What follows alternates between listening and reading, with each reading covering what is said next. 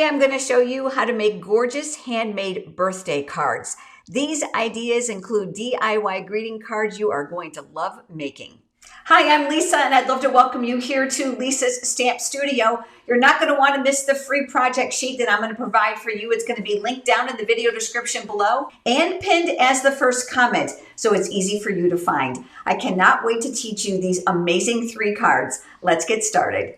We're going to begin with the card base. This is Blackberry Bliss. I've already scored it in half. It is your typical A2 card base, 5.5 by 8.5, scored at 4 1/4. The next thing we're going to do is we're going to add some layers. I've got a piece of basic beige cardstock here and beautiful designer series paper from Floral Charm.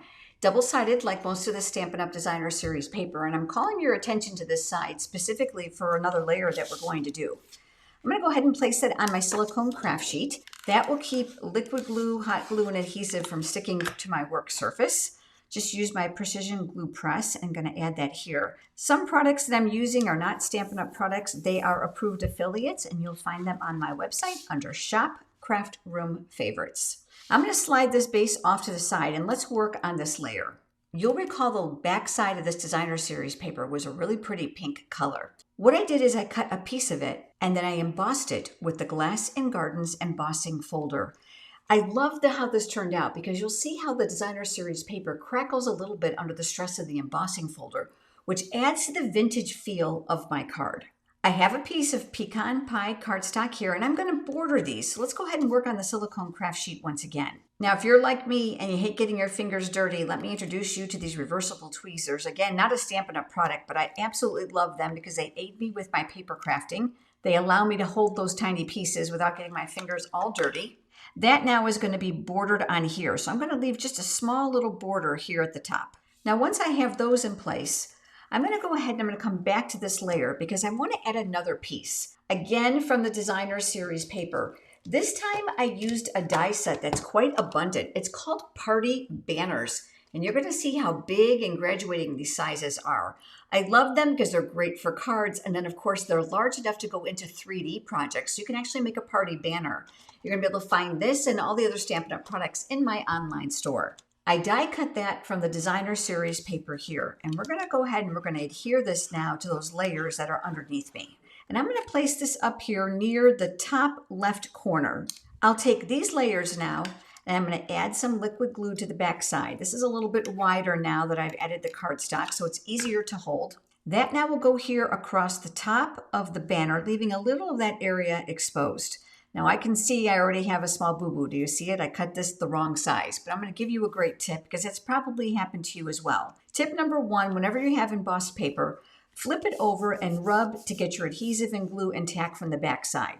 That will keep you from de-embossing the image. From the back side, I keep a pair of scissors here in the studio that have some ribbon on them. That indicates that they're for sticky projects, because I know there's liquid glue here. You're going to use the cardstock layer as a guide on where to cut, and this is where your scissors really come in handy because you're going to get a beautiful straight edge every single time.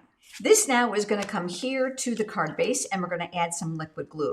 Now while we do this, I want to give a huge shout out to our YouTube channel members. You'll notice them because they have a crown in front of their name here in the comments.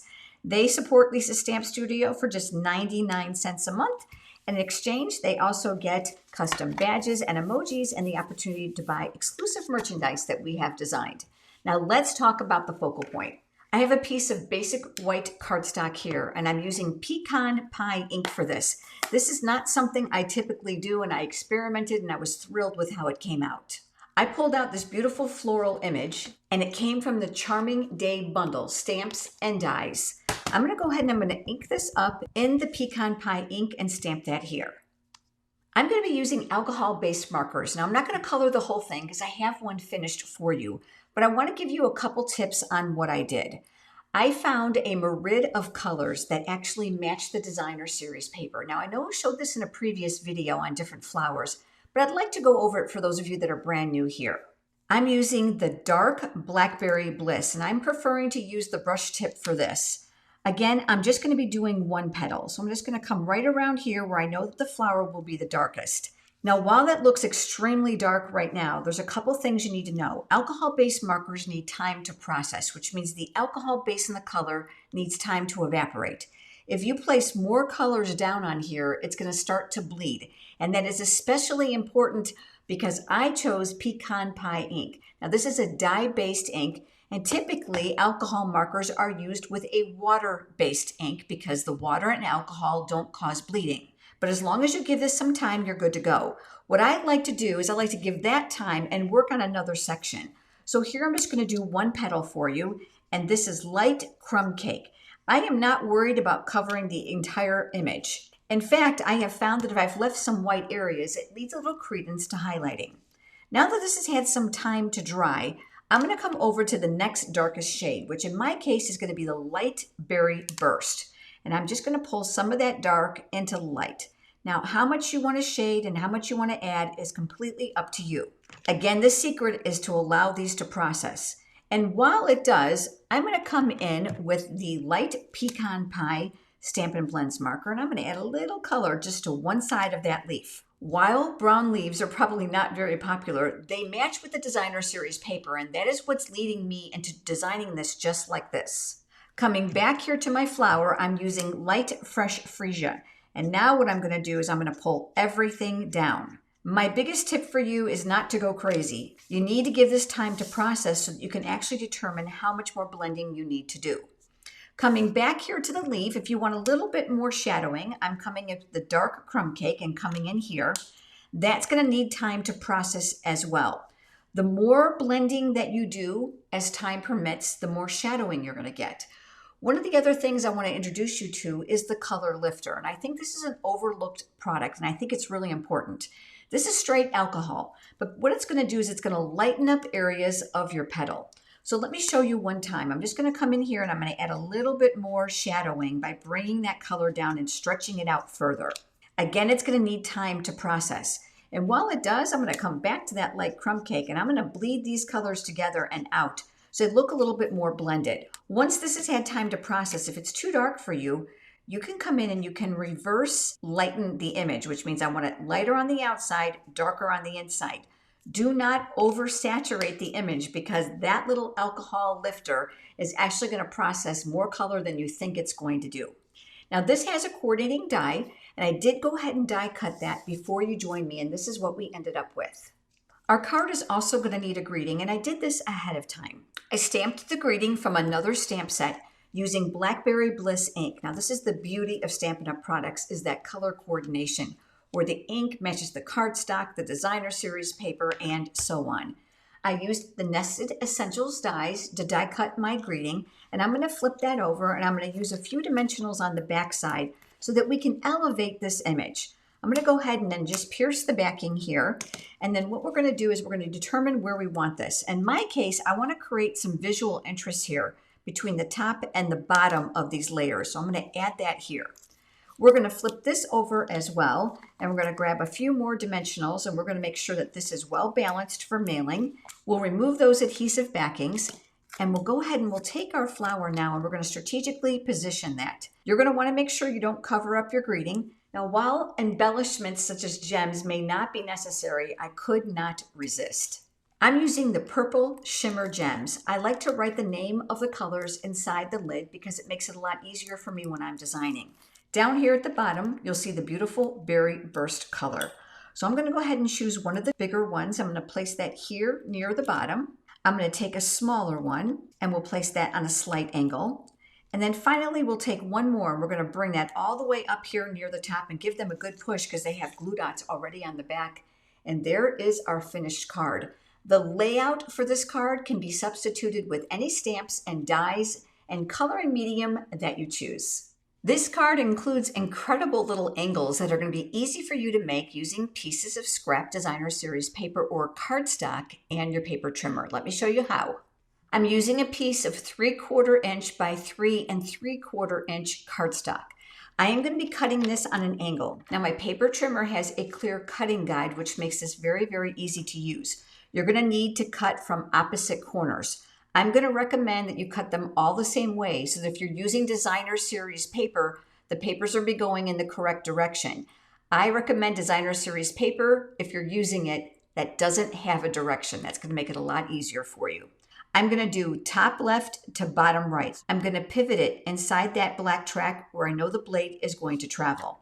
I'm going to carefully close the lid to my cutting guide, and then we are going to slice, and that's going to give you 2 elongated triangles. I've cut mine into 2 strips of each different color. I have Blueberry Bushel, Granny Apple Green, and Timid Tiger. If you want to do just 2 colors, that's fine. Just alternate them. I'm going to be working on my silicone craft sheet. That's going to protect my work surface from adhesive, liquid glue, or hot glue. Determine which color is going to be at the very bottom of your cardstock. I'm going to start with Blueberry Bushel. Because cardstock is interchangeable, it's easy to use. I'm going to be using my reversible tweezers to help me hold it. I'm adding liquid glue now to what will be my back side. This piece should line up against the left side and the very bottom of the cardstock. So you want to shimmy it so that's completely on there. This point and this end is going to determine the start and stopping point for all the next layers. I'm going to do Timid Tiger next. With the straight edge always on the bottom as you work your way up. You're going to notice as we place this one, you're going to work a little bit outside of the cardstock margin. You're also going to determine here how much space you want. You're going to try to mimic that identically as you work your way up. Do not worry that the point doesn't reach the end. Just like before, we're going to flip it over and we're going to add some liquid glue. I'm now going to determine the spacing between those 2 areas. And then once I'm happy with it, I'm going to make sure that the end of that little piece of cardstock is going to make it all the way to the edge of the white paper. Now I'm going to work on Granny Apple Green. This is my straight edge, so I'm going to have to flip the paper over to use the other side.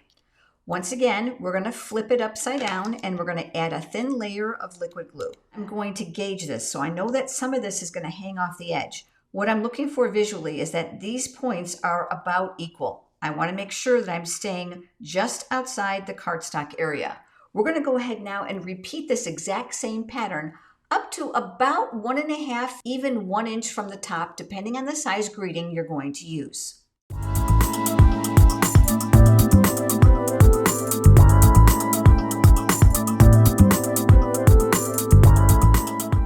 Once you've reached the top, you're going to cut yourself a sliver of cardstock of one of the complementary colors. I'm using the Timid Tiger. This is going to create the border that's going to delineate the space between the greeting and, of course, the triangles.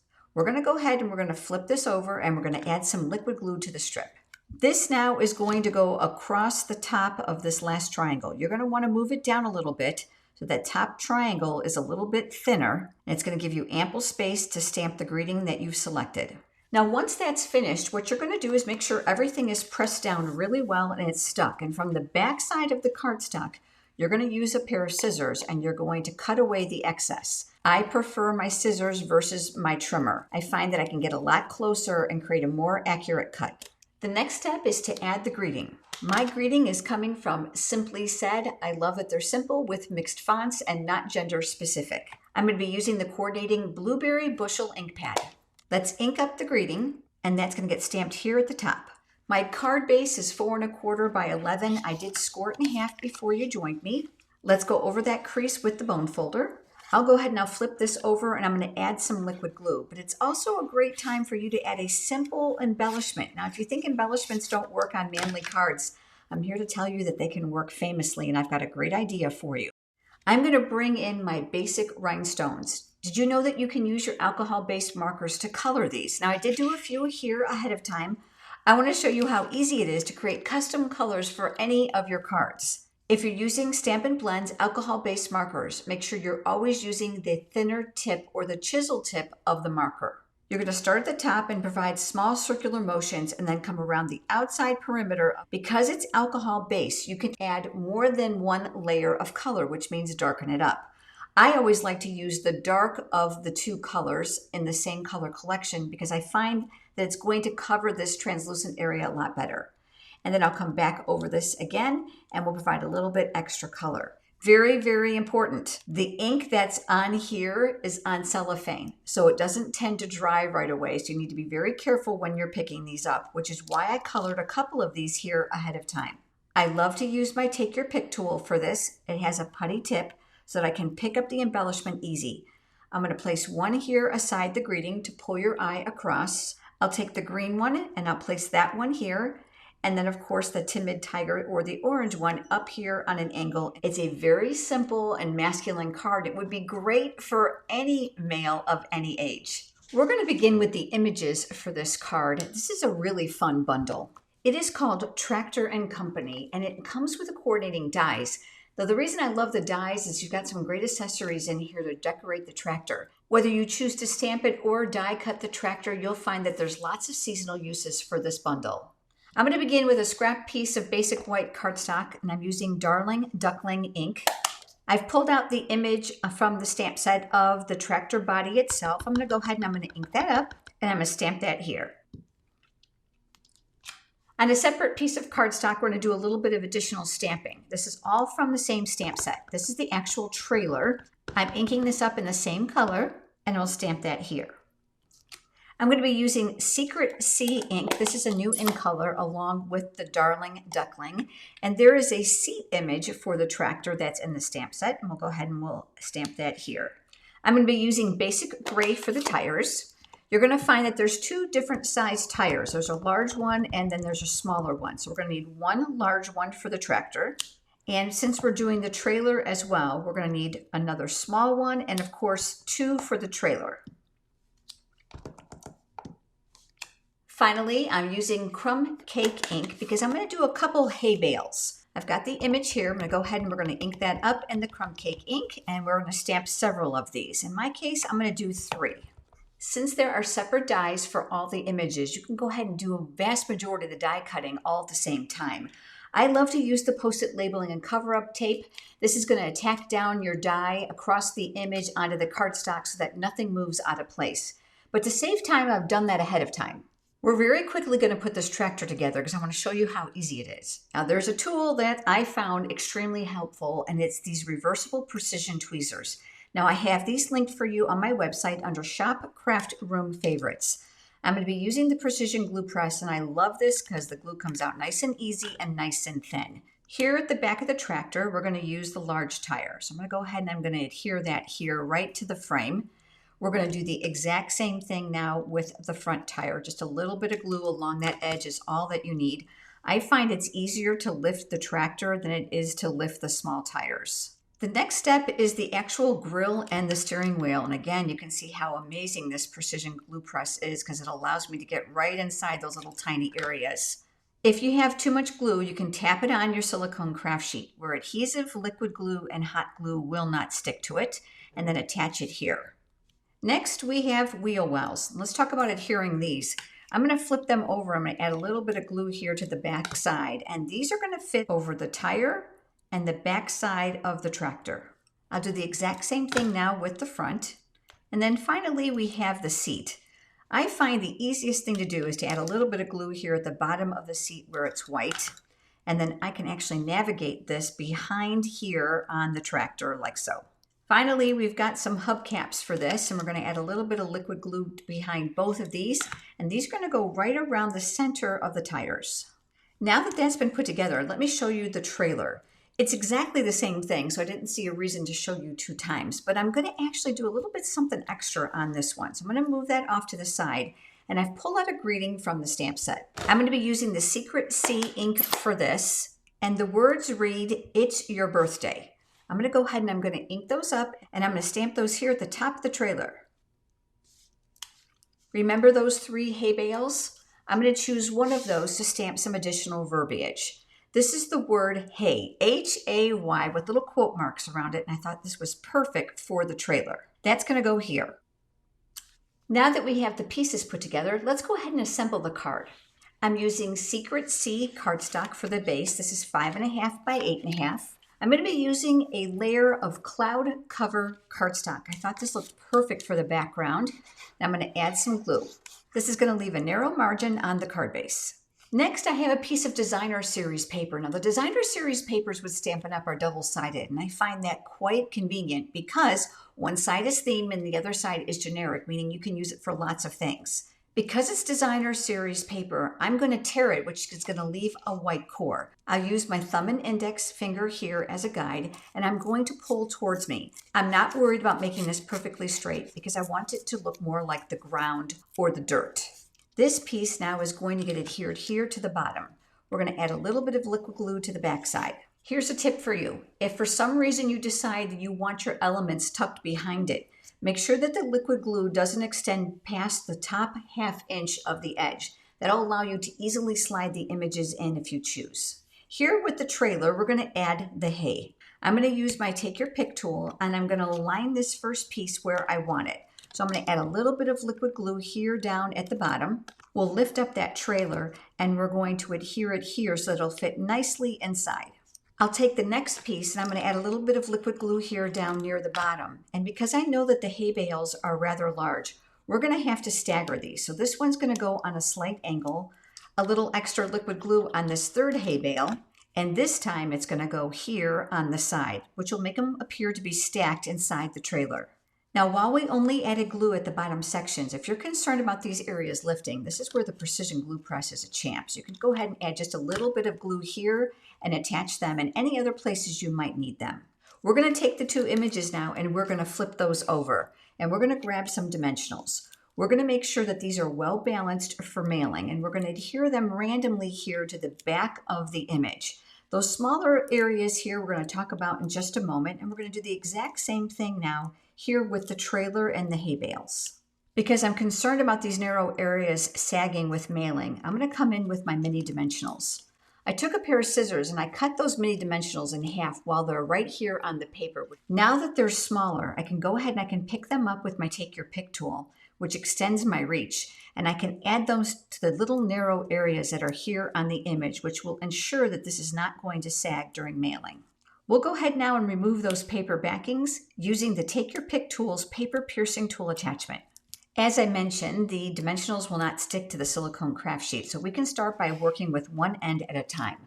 We're going to take the tractor and we're going to mount it here near the top of that torn edge. Then we're going to take the hay bale and we're going to make these appear as if they're connected. So I'm going to bring that small area here down the bottom closer together to it. I'm looking to align the tires the best that I can. Now that those are in place, let's go ahead and let's embellish those little hubcap areas. These are the 2025-2027 in color flat pearls. I'm going to be using my Take Your Pick tool for this. I'm going to be using the larger one here for this hubcap, and I'll be using the smaller ones for the smaller tires. I love these embellishments because they already have glue dots on the back, which means I don't have to fuss with glue or additional adhesive. I have one more embellishment for this card, and it's completely optional. But let me show you how I did it.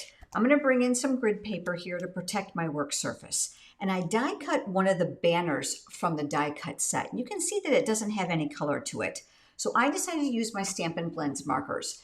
Now, while I already have one finished for you, I want to show you how I created it. I'm going to use the Coordinating Darling Duckling Stampin' Blends marker.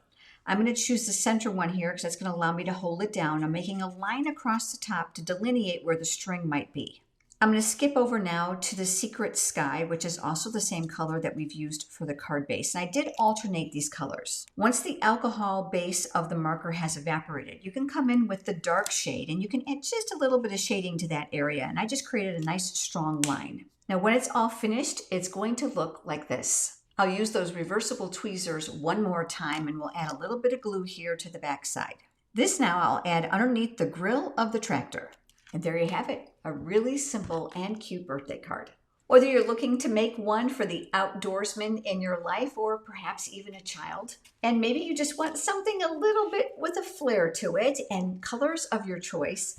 And of course, there's always that feminine option if you'd like. I've given you 3 great ideas for your handmade or DIY greeting cards. As always, I'd love to know your favorite. Pop down right now in the comments and let me know. Your feedback is very important as I design new projects. Head over to my website at lisastampstudio.com. Not only will you be able to shop the products that I used here, you'll be able to visit my craft room favorites there under the shop tab. Browse around, scroll to the bottom, and sign up for my free weekly e-newsletter so I can keep you inspired Click down in the video description below for all the ways you can connect and support me here at Lisa's Stamp Studio. Thank you so much for joining me today. Click and check out other videos that I have for you, and I look forward to seeing you next time. Have a great day.